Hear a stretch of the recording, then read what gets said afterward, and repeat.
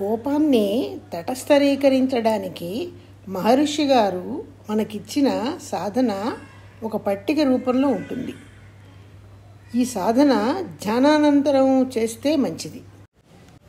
Meditation అలవాటు లేని వాళ్ళు కూడా చేయొచ్చు. కానీ మన మనోవేగ తరంగాలు ఆల్ఫాలో ఉంటాయి. అంటే అవి యొక్క వేగం తగ్గిపోయి కొంచెం స్థిమితంగా ప్రశాంతంగా ఉంటుంది కొంచెంసేపు నిద్ర లేవగానే. అదే ఇప్పుడు మనం క్రమంగా టైంకి భోజనం చేసి టైంకి నిద్రపోయి తగినంత విశ్రాంతి తీసుకుంటేనే అలా ఆల్ఫా అనబడే తరంగాల్లో ఉంటాం మనం. ఈ తరంగాలు ఉన్నప్పుడు నువ్వు ఈ ఎక్సర్సైజ్ చేస్తే నువ్వు మెడిటేషన్ చేసేవాడివి కాకపోయినా కూడా నువ్వు చేయొచ్చు. మెడిటేషన్ చేసే వాళ్ళకి ధ్యానం చేసేటప్పుడు ఆల్ఫా తరంగాలు వస్తాయి, బీటా నుంచి ఆల్ఫాకి వెళ్తారు వాళ్ళు. ఆ టైంలో మన ఏం చేయమంటున్నారంటే ఒక పేపరు పెన్ను తీసుకుని కాగితం మీద నోట్బుక్లోంచి ఆ కాగితం మీద నీకు ఎవరి మీద అయితే కోపం వస్తుందో వాళ్ళ పేర్లు వరుస క్రమంలో రాసుకోమంటారు,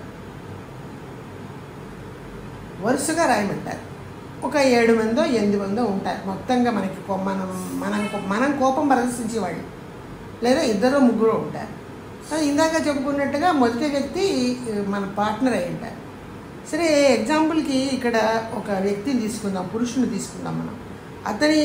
అతనికి తరచుగా వచ్చే కోపం ఏమి మెరిట్ అతనికి ఇవ్వదు. అతను ఏం చేయాలంటే ఈ పార్ట్నర్ యొక్క పేరు లిస్టులో మొదటి రాసుకుంటాడు. రాసుకుని ఏం చేస్తాడు, భార్య యొక్క చిత్రపటాన్ని తన మనోఫలకం మీద చిత్రించుకోవాలి. వివాహమై ఈమెతో 8 సంవత్సరాలు అయింది. ఎన్నో సంవత్సరాల నుండి ఈమెతో నాకు సహజీవనం జరుగుతుంది. ఈమె వలన ఇప్పటి వరకు నాకు జరిగిన ఎన్నో మంచి కార్యకలాపాలు ఉన్నాయి. ఎంతో ప్రేమతో నాకు సహాయం చేసినటువంటి పరిస్థితులు సంఘటనలు ఉన్నాయి అని ఒకదాని వెంట ఒకటిగా ఆమె వలన నీకు కలిగిన మేలుని, సహకారాన్ని, ఉపయోగాన్ని, మంచిని ఒకదాని వెంట ఒకటిగా తలుచుకుంటూ ఉండాలన్నమాట. మనోఫలకం మీద ఆవిడ బొమ్మను పెట్టుకుని తలుచుకోవాలి. అవి ఎట్లా ఉంటాయంటే వందలాదిగా ఉండొచ్చు. నేను ఇప్పుడు చాలా చిన్న కారణానికి ఈమె మీద కోపం తెచ్చుకుంటున్నాను అంటే నా మనస్తత్వం చాలా మీన్ అన్నమాట. చాలా హీనమైన మనస్తత్వంతో ఉండి నేను ఈమె మీద కోపం తెచ్చుకుంటున్నాను. ఇంత బలహీనమైన మనస్తత్వంతో ఉన్న నేను ఈమె నుండి చాలా మంచిని, ఉపయోగాన్ని, సుఖాన్ని ఆశించడం చాలా తప్పు కదా అని ఒక ఆలోచనకి రావాలి. ఆమెను ఏ రకంగా మంచిగా మనసులో మారు నువ్వు అని నేను హెచ్చరించగలను? ఆమెని నువ్వు మంచిగా మారు అని నేను ఎలా హెచ్చరిస్తాను? నేనేమి మంచిగా లేను కదా, నా క్యారెక్టరే బాగుండదు కదా కోపం తెచ్చుకున్నాను. నాలోనే లోపం ఉండి కోపం తెచ్చుకున్నప్పుడు నువ్వు మంచిగా ప్రవర్తించు అని నేను ఆమెను హెచ్చరించగలనా? అది కూడా అసాధ్యమే, చేయలేను. ఆమెలో కొంత లోపం ఉన్నా కూడా, కొన్ని లోపాలు నాకు భార్యలో కనపడ్డా కూడా నేనేం చేయాలంటే ఆమె మీద కోపము తెచ్చుకోకూడదు.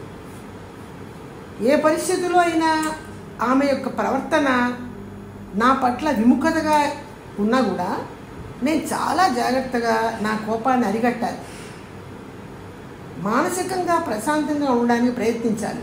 ఇట్లా ఎఫర్మేషన్స్ ఆటోగా చేసుకోవాలన్నమాట.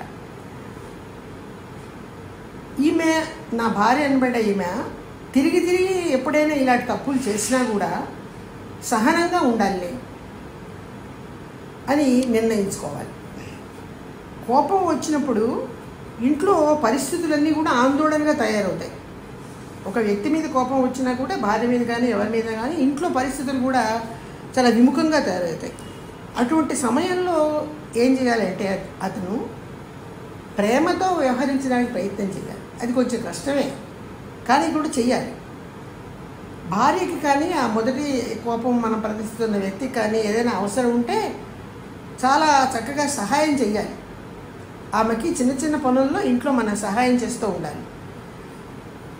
ఈ రకంగా ఎప్పుడైతే నువ్వు సాధన చేస్తావో క్రమక్రమంగా నీలో మార్పు వస్తుందని చెప్తున్నారు. స్లోగా మార్పు వచ్చేస్తుంది. అలా కొంతకాలం అయ్యేసరికి కొన్ని రోజులు అయ్యేసరికి, కాలమే అక్కర్లేదు, కొన్ని రోజులు అయ్యేసరికి ఈ సాధన మార్నింగ్ ఈవినింగ్ 2 పూట్లు చేయాలి.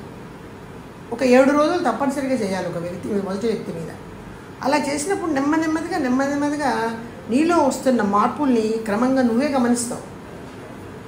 చక్కగా ఎప్పుడైనా రాత్రిపూట నిద్రపోవడానికి ముందు ఒకసారి ప్రశాంతంగా నేను వారం రోజులు బట్టి సాధన చేస్తున్నాను, నాలో ఏమైనా మార్పు వచ్చిందా, నేను ఎంతవరకు మారాను అని కనుక నిన్ను నువ్వే తర్కించి చూసుకోగలిగితే నీలో మార్పు నువ్వే గమనిస్తావు.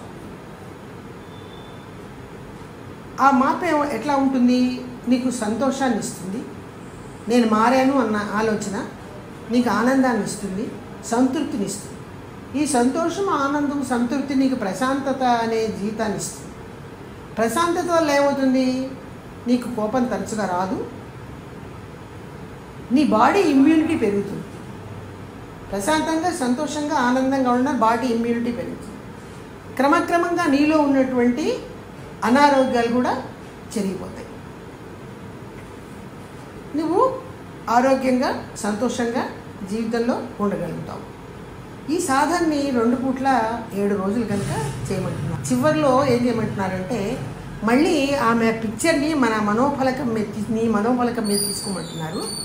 తీసుకుని ఆవిడకి దీవెనలు ఇవ్వమంటున్నారు, బ్లెస్సింగ్స్ ఇవ్వాలి, సుఖనో భవంతు అని క్లోజింగ్లో.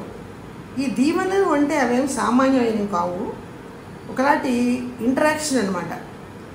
వాళ్ళకి మనకి మధ్యలో ఉన్న ఎనర్జీ ఇంటరాక్షన్ జరుగుతుంది. ఇంటరాక్షన్ అంటే ఏంటి? ఈ దీవెనలని తరంగము వెళ్ళి వాళ్ళని టచ్ చేసి వాళ్ళ నుంచి మళ్ళీ రిఫ్లెక్ట్ అయ్యొచ్చు, మళ్ళీ టచ్ చేసి మళ్ళీ మన నుంచి వెళ్ళి వాళ్ళకి టచ్ చేసి వాళ్ళ నుంచి వచ్చి మనకి టచ్, అలా దాదాపు ఒక దీవెన యొక్క ఇది ఆల్ఫా వేవ్లో ఉన్నప్పుడు 24 గంటలు బాగా పనిచేస్తుంది. 12 నుంచి 24 గంటలకు పనిచేస్తుంది ఒక రోజంతా.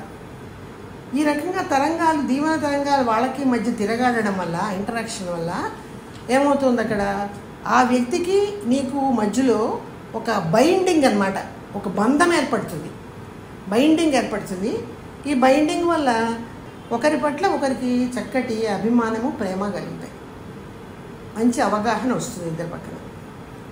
ఈ సాధన 7 days చేసిన తర్వాత నేను ఎంతవరకు సాధించాను అని ఒకసారి నిన్ను ప్రశ్నించుకొని, నీకు కలిగిన లాభం వల్ల నీ ఆరోగ్యం ఎంత బాగుపడిందో, నీలో ఏర్పడింది చిన్న ఇంప్రింట్స్ అన్నీ లోపలికి వెళ్ళి ముద్రలల్లే నీ జెనెటిక్ సెంటర్లో పడి మళ్ళీ తిరిగి పైకి వచ్చి అవి నిన్ను బాధ పెట్టి దానివల్ల నీకు అనారోగ్యాలు వచ్చి, ఈ అనారోగ్యాల వల్ల యాక్సిడెంట్లు కూడా అవుతాయి. ఒక్కొక్కసారి మనస్థిమితం లేకుండా ఉన్నాం అనుకోండి, డ్రైవింగ్ చేసుకుంటూ బయటకు వెళ్ళామనుకో యాక్సిడెంట్ చేస్తాం, అలాంటి ప్రమాదాలు కూడా జరుగుతాయి. ఆ ప్రమాదం వల్ల ఎదుటి వ్యక్తి గాయపడతాడు, నువ్వు గాయపడతావు. ఇట్లాంటివన్నీ కూడా నెమ్మదిగా ఈ తటస్థీకరణ వల్ల తొలగిపోతాయి. సంతోషం, ఆనందము కలిగి నీ స్వభావమే మారిపోతుంది కొన్నాళ్ళకి. ఇది అయిపోయిన తర్వాత ఏం చేయాలంటే నీ లిస్టులో 2వ వ్యక్తి వరకు రావాలి. ఈ 2వ వ్యక్తి ఎవరైనా సరే ఆ వ్యక్తిపై నువ్వు ఇదే రకమైన సాధన చేయాలి. ఈ సాధన 2వ వ్యక్తి పట్ల ఒకరోజు చేస్తే చాలు. మొట్టమొదట నీ వైఫ్ మీద నువ్వు 7 రోజులు చేయాలి. కానీ ఆ 2వ వ్యక్తి పట్ల, అతను నీ కొడుకు అవ్వచ్చు, నీ బంధువు అవ్వచ్చు, నీ తమ్ముడు అవ్వచ్చు, మీ సిస్టర్ అవ్వచ్చు, ఎవరైనా అవ్వచ్చు, 2వ వ్యక్తి, వాళ్ళ మీద ఒకరోజు చాలు. ఒక రోజులోనే నీలో మార్పు వచ్చేస్తుంది. వాళ్ళని వ్యతిరేకించినా వాళ్ళ మీద కోపం చేయడం తగ్గిపోతాయి. ఎందుకని? ఆల్రెడీ నీ వైఫ్ కోసం నువ్వు చేసిన సాధన వల్ల నీలో ఎరుక వచ్చింది, అవేర్నెస్ వచ్చింది, ప్రశాంతత వచ్చింది, మంచి స్వభావం డెవలప్ అయింది, క్యారెక్టర్ ఇంప్రూవ్ అయింది. ఇటువంటి మంచి కండిషన్స్లో నువ్వు 2వ వ్యక్తి మీద కోపం రాకుండా ఉండాలి అనే ప్రయత్నం చేసావనుకో, ఏమవుతుంది? ఇప్పుడు చాలు, ఒక 12 అవర్స్లో 24 అవర్స్లో ఒకరోజు సాధనలోనే నువ్వు జయిస్తావు. ఆ వ్యక్తి పట్ల నీ కోపం తటస్థీకరించబడుతుంది. 2వ వ్యక్తి పట్ల ఎక్కువ సాధన చేయని అవసరం ఉండదు. ఈ రకంగా నీ లిస్టులో ఒకళ్ళ తర్వాత ఒకళ్ళని, 4, 5, 7, 10 మందిని ఒకళ్ళ తర్వాత ఒకళ్ళ రోజుకొకళ్ళగా చేసుకుంటూ వెళ్ళే అనుకో, 15 రోజుల్లో నీ లిస్ట్ కంప్లీట్ అయిపోతుంది. కంప్లీట్గా లిస్ట్ కంప్లీట్ అయిపోతుంది. నీకు ఇంకెవరి మీద కోపం రాదు. సాధన చేయగా నీ స్వభావం చక్కగా మారిపోతుందని చెప్పుకున్నాము. ఫైనల్గా ఇక్కడ ఏం చెప్తున్నారంటే, నువ్వు ఒక టీచర్ అయ్యావనుకో, నువ్వు స్టూడెంట్స్ ఉంటారు, నీ స్టూడెంట్స్ ఏం చేస్తారు? నీ స్వభావాన్ని, నిన్ను ఒక మోడల్గా తీసుకుని వాళ్ళు మారిపోతారు. వాళ్ళ స్వభావాలు అవి కూడా మంచిగా మారిపోవడానికి అవకాశాలు ఏర్పడతాయి. మనసులో రెస్ట్లెస్నెస్ ఉంటుంది. మనకి సాధన చేయడం వల్ల 15 రోజుల్లో మొత్తం లిస్టు పూర్తవడం వల్ల నీ మనసులో ఉన్న అలజడి తగ్గిపోతుంది, ఎరుక ఏర్పడుతుంది, అవేర్నెస్ ఏర్పడుతుంది, శాంతి, సంతోషము, సంతృప్తి వచ్చేస్తాయి, ఇమ్యూనిటీ పెరుగుతుంది, నువ్వు ఆరోగ్యంగా ఉంటావు, నీ కుటుంబ సభ్యులు ఆరోగ్యంగా ఉంటారు, సమాజంలో సభ్యులు కూడా ఏముంది 2 కుటుంబాలు ఆరోగ్యంగా ఉన్నాయనుకోండి, 2-3 కుటుంబాలు అలా ఉన్నప్పుడు అది సమాజం. ఇప్పుడు మనం ఉంటాము, మన బ్రదర్సు, సిస్టర్సు, అక్క చెల్లెళ్ళు అందరికీ తలా ఒక సంసారం ఉంది కదా. ముందు వ్యక్తిగతంగా నువ్వు మారాలి, తర్వాత నీ కుటుంబ సభ్యులు మారుతారు, నీ బంధుబలగా అంతా ఉంటారు కాబట్టి నీ టచ్లోనే ఉంటారు కదా నీ అక్క చెల్లెళ్ళు, అన్నదమ్ములు, స్నేహితులు, వాళ్ళల్లో కూడా మార్పు వచ్చేస్తుంది నిన్ను చూసి. అప్పుడు ఏమైంది, సమాజంలో కూడా మార్పు వచ్చింది. సమాజంలో ఒక 10-12 కుటుంబాలు మొత్తం సమాజం అంతా మారింది అంటే నీ దేశంలోనే మార్పు వచ్చేస్తుంది. దేశంలో మార్పు వచ్చిందంటే దేశానికి మధ్య సామరస్యం ఏర్పడితే అక్కడ ప్రపంచ యుద్ధాలు రావు, అందరి పట్ల ప్రపంచ శాంతి ఏర్పడుతుంది. కాబట్టి మహర్షి గారు చెప్తున్న ప్రపంచ శాంతి కోసం ఆయన చేసిన కృషిలో ఈ కోపాన్ని తటస్థీకరించుకోవడం అనేది ఒక భాగం. ఆయన ఎట్లా చెప్పారు. ఇంకా ఇక్కడ క్లోజ్ చేసేస్తున్నారు. లాస్ట్లో ఇంకొక మాట చెప్తున్నారు ఆయన, నువ్వు ఒక లెక్చరర్ అయినా, ఒక టీచర్ అయినా, లేదా నీ ఇంట్లో ఒక సభ్యుడైనా, నీ స్టూడెంట్స్ కానీ, నీ ఇంట్లో సభ్యులు కానీ, నీ పిల్లలు కానీ అసహనంతో ఎప్పుడైనా కొంచెం ఇబ్బంది పెట్టి కోపం లాంటిది వ్యక్తీకరించబోయారనుకో, నువ్వు అప్పుడు వెంటనే రెస్పాన్స్ అవ్వవు. నువ్వేం చేయాలంటే జస్ట్ నీ రైట్ హ్యాండ్ని ఒకసారి పైకెత్తి ఒకసారి ఇట్లా జెస్చర్ ఇమ్మంటున్నారు. దానివల్ల ఏంటంటే నేను పట్టించుకోవటం లేదు, నువ్వు ఏది వ్యక్తీకరిస్తున్నావు దాన్ని నేను పట్టించుకోవటం లేదు అనే జెస్చర్ ఇస్తే, ఈ చిన్న జెస్చర్ వల్ల నీలో అవేర్నెస్ ఉంది కాబట్టి దీనివల్ల ఏమవుతాడంటే ఆ వ్యక్తి, ఆ కొడుకో నీ స్టూడెంటో, వాడు క్రమక్రమంగా మారిపోతాడు.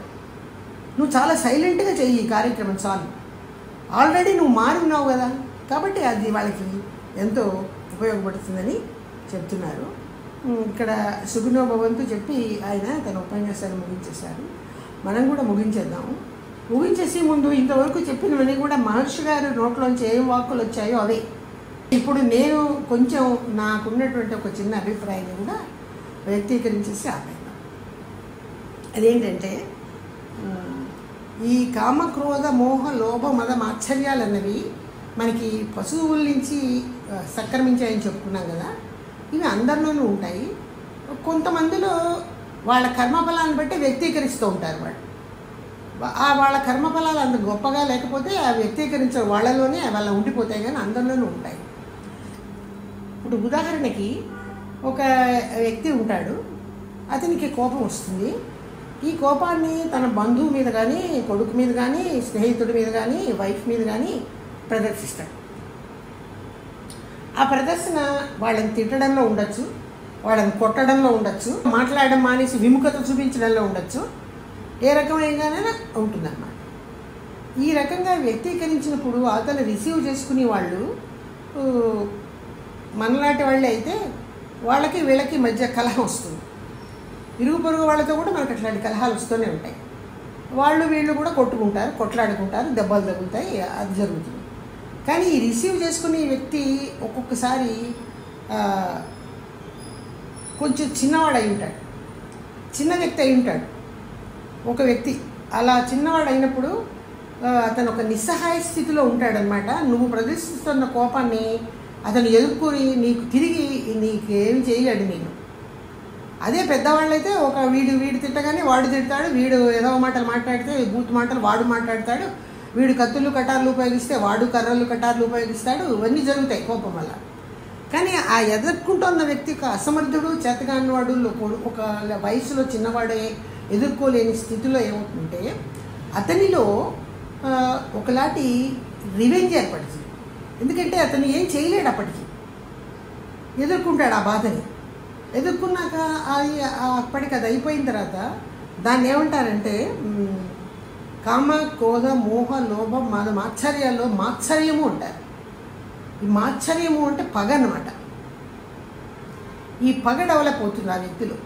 ఇప్పుడు కాకపోతే భవిష్యత్తులోనైనా సరే, ఎప్పుడైనా సరే నేను సాధించి ఇతన్ని బాధ పెట్టాలి, నన్ను ఇంత బాధ పెట్టాడు కాబట్టి నేను ఈ రివెంజ్ తీర్చుకోవాలి అనే ఒక భావన ఏర్పడుతుంది. కాలక్రమేణా పెరిగి పెద్దవాళ్ళు అయిన తర్వాత, కొన్ని సంవత్సరాలు జరిగిన తర్వాత ఏమవుతుందంటే, అవకాశం వచ్చినప్పుడు వాళ్ళ మీద పగ తీర్చుకుని వాళ్ళని శిక్షిస్తే అవకాశాలు ఏర్పడతాయి. అదే దాన్ని రివెంజ్ అనమాట. అది దాన్ని మద మాత్సర్యంలో మాత్సర్యము అంటారు. ఈ మాత్సర్యం ఉన్నది కోపం కంటే కూడా చాలా బలమైంది, చాలా చెడు స్వభావం అది మాత్సర్యం. అంటే మనసులో ఆ ప్రతీకారాన్ని పెట్టుకుని అవకాశం వచ్చినప్పుడు దాన్ని వ్యక్తీకరించడం. ఎప్పుడో 20 ఏళ్ల క్రితం ఇతని వల్ల అతనికి నష్టం కలిగితే, అతను 20 ఏళ్ల తర్వాత ఇతనికి ఇంకొక రకంగా, ఇతని కుటుంబానికి, వీళ్ళ ఫ్యామిలీకి ఇటువంటి నష్టం చేయాలి అని అనుకుంటాడు, చేస్తారు కూడా. కాబట్టి కోపాన్ని ఇప్పుడు కూడా తటస్థీకరించుకోవాలన్నమాట. ఇప్పుడు ఎక్కువగా మనం చెప్పాలి అంటే, ఈ ఎక్కువ కుటుంబాల్లో, అందరూ కాదు, ఎక్కువ కుటుంబాల్లో తల్లిదండ్రుల్ని, వృద్ధుల్ని చాలా ప్రేమగా చూసి సంతానమే ఉన్నారు. కానీ అక్కడక్కడ వాళ్ళని చాలా నిర్లక్ష్యంగా వదిలేసే వాళ్ళు కూడా ఉన్నారు.